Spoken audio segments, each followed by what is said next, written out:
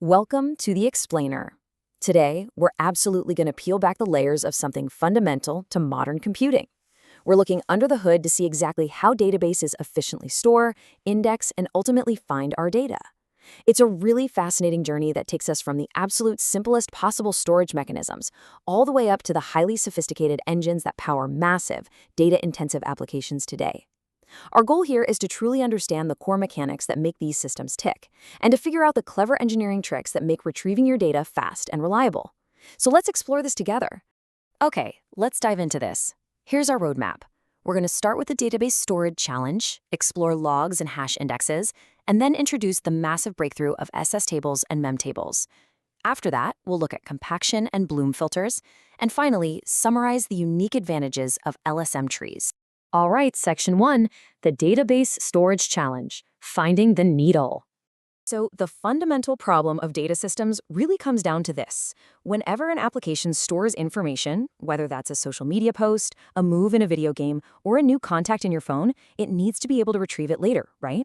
The core challenge is locating a tiny, specific piece of information hidden in a massive sea of records, and doing it without having to scan through literally every single piece of data we've ever saved. To put that into perspective, imagine the absolute simplest database possible. It's just a text file where you append new data at the very end. Writing to this file is incredibly fast because it's just a straight sequential append. But what happens when you need to read? If you have millions of records, a simple lookup function has to scan that entire database file from the very beginning to the very end, just looking for your specific key. In algorithmic terms, the cost of this lookup is O of n. That means if you double the number of records in your database, a lookup takes exactly twice as long. That is terrible performance. For databases to actually work in the real world, we desperately need a way to avoid scanning the entire file from scratch, and that sets up the absolute necessity of indices. Now, the most common action we need to perform, which is looking up a small number of records using a specific key, is known as a point query. This is the foundational read pattern for online transaction processing, or OLTP for short. Because OLTP applications are highly interactive, think of a user clicking a profile, submitting a payment, or adding an item to a shopping cart, these point queries must be lightning fast. If a database hesitates, the entire user experience breaks down. An index acts as an additional data structure derived from the primary data, serving purely as a signpost to help locate the data you want quickly. We basically trade a little bit of storage space and a slight overhead on writes to vastly accelerate these absolutely critical point queries. Moving on to Section 2, Logs and Hash Indexes, the baseline solution. Let's step back to that simplest possible storage engine I just mentioned, an append-only file, which in database terms we refer to as a log. We're going to explore the very first logical attempt engineers made to speed up reads from this log. If we start with this append-only log on disk, how do we read it fast and avoid that awful O of n scan? Well, we can introduce an in-memory hash map. Now, what's really interesting about this approach is that this map links every single key directly to the exact byte offset in the file where the most recent value for that key is stored. So when you want to look up a value, you just query the in-memory hash map, retrieve the byte offset, jump straight to that specific location in the file on disk, and read it. You completely bypass the need to scan the file. Honestly, if the data block is already in your operating system's file system cache, this read might not even require any disk I/O at all. It's incredibly elegant.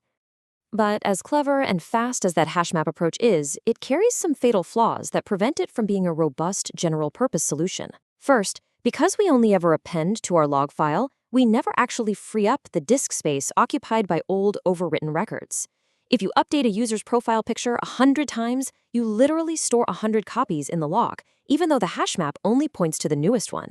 Eventually, you'll just run out of disk space. Second, that extremely fast hash map lives entirely in memory. If the database crashes, loses power, or simply restarts, poof, the entire index is gone. You'd have to rebuild it by painstakingly scanning the entire log file from scratch, which is excruciatingly slow. And finally, there are strict memory limits. For this design to function, every single key in your entire database must fit inside your available RAM. If you have a massive dataset with more unique keys than memory, you're completely out of luck. Because trying to maintain a hash map structure directly on a hard disk performs terribly due to all the random access I/O required to update the hashes. Which brings us to Section 3, STables and Memtables, the breakthrough.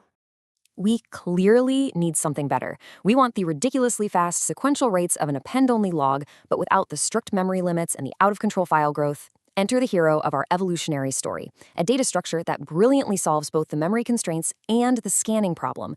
We call it the SS table, which stands for Sorted String Table. We take our log-structured format, but we enforce a powerful new rule. The sequence of key-value pairs absolutely must be sorted by key. This single change is a total game changer. By keeping the keys sorted, looking up a particular key becomes highly efficient.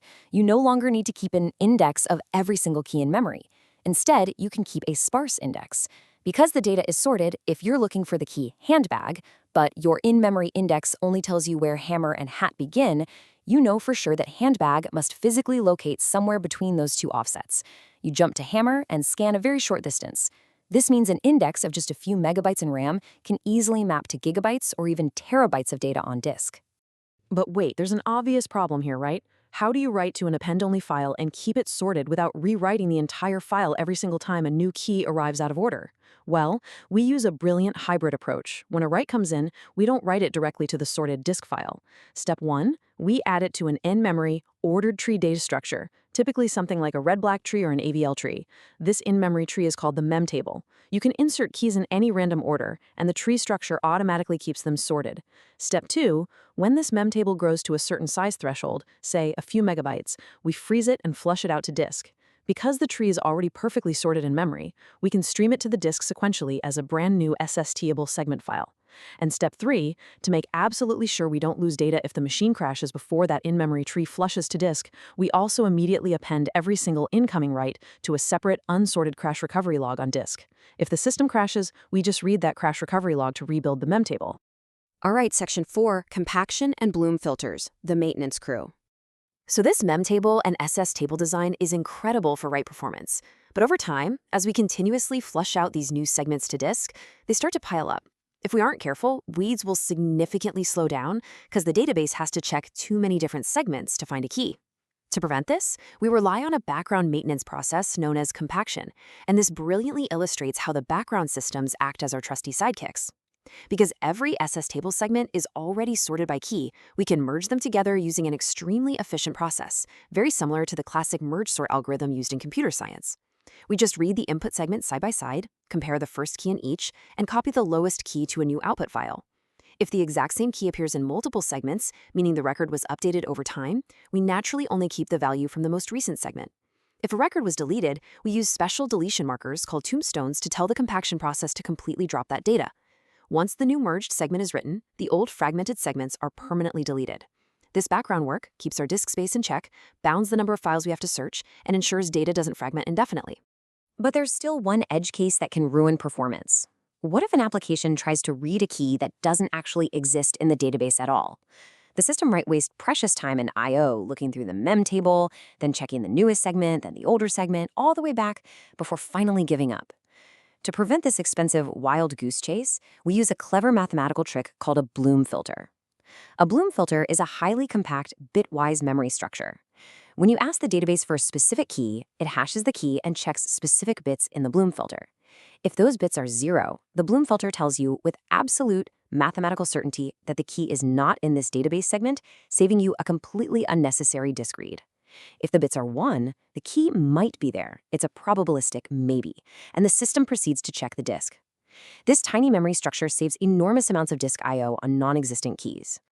And finally, Section 5, summarizing LSM-Tree advantages, the trade-offs.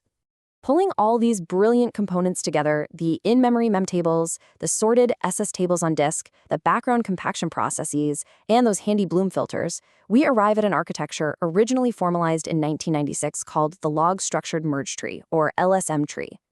So the crucial point is understanding the trade-offs between LSM-trees and classic B-trees. B-trees are what you'll traditionally find powering standard relational databases. They divide the disk into fixed-sized blocks or pages, usually 4 or 8 kilobytes. And they overwrite those pages in place. This update in place pattern creates random writes on the physical disk, but it provides very fast, predictable reads. LSM-trees, on the other hand, write large, variable-sized segments in a completely sequential manner. They never overwrite data in place, they only append. Because spinning hard drives and even modern solid-state drives perform dramatically better with sequential writes than random writes, LSM-Trees can handle significantly higher write throughput. They also typically suffer from lower write amplification, which just means a single write request from the application turns into fewer actual physical write operations on the disk over its lifetime compared to a heavily fragmented B tree. This leaves us with a really fascinating reality in the world of database engineering. There is simply no single perfect storage engine for every scenario. B trees generally give you faster, highly predictable read performance, while LSM trees give you massive, uninterrupted write throughput. But with the unstoppable rise of real-time analytics, continuous event streaming, and millions of IoT devices sending telemetry data, modern application workloads are becoming way more write-heavy than ever before. Matching the storage engine beneath the hood to the specific demands of your workload is the ultimate key to modern database design. As we look to the future, which architecture do you think will power the data systems of tomorrow? Think about your own data. Is your application demanding the predictable reads of a B tree, or is it calling out for the immense write capacity of an LSM tree? Thank you so much for joining me on this explainer. I hope it gave you a clear picture of the incredible engineering that keeps our data moving efficiently.